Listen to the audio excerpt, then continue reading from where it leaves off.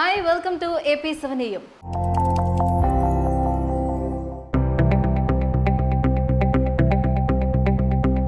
పొద్దున్న ఏదో వంట చేసుకుంటాం, మధ్యాహ్నం తిన్నాక మిగిలితే రాత్రికి వేడి చేసుకుని తింటూ ఉంటాం. అయితే కొన్ని రకాల ఫుడ్స్ను మళ్ళీ మళ్ళీ వేడి చేయటం ప్రమాదకరమని ఆరోగ్య నిపుణులు చెప్తున్నారు. ఆ ఫుడ్స్ ఏమిటో, ప్రమాదం ఏమిటో ఇప్పుడు చూసేద్దాం. టీని తిరిగి వేడి చేసుకుని తాగితే అందులో కొన్ని రకాల యాసిడ్ల శాతం పెరుగుతుంది. అది జీర్ణ సమస్యలకు దారితీస్తుంది. పాలకూరలో ఐరన్ ఎక్కువ.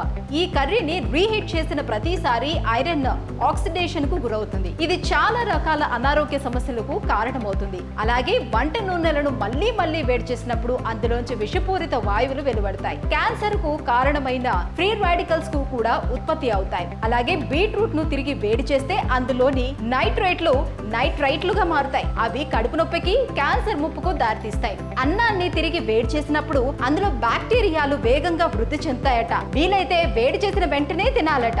ఇక పచ్చిమిర్చి, బ్రకోలీ వంటి వాటిని మళ్ళీ మళ్ళీ వేడి చేస్తే వాటిలోని పోషకాలు పూర్తిగా పోతాయి. ఇక ఉడికించిన గుడ్లను మళ్ళీ వేడి చేసుకుని తింటే జీర్ణ సమస్యలు తలెత్తుతాయి. సో మరి జాగ్రత్త.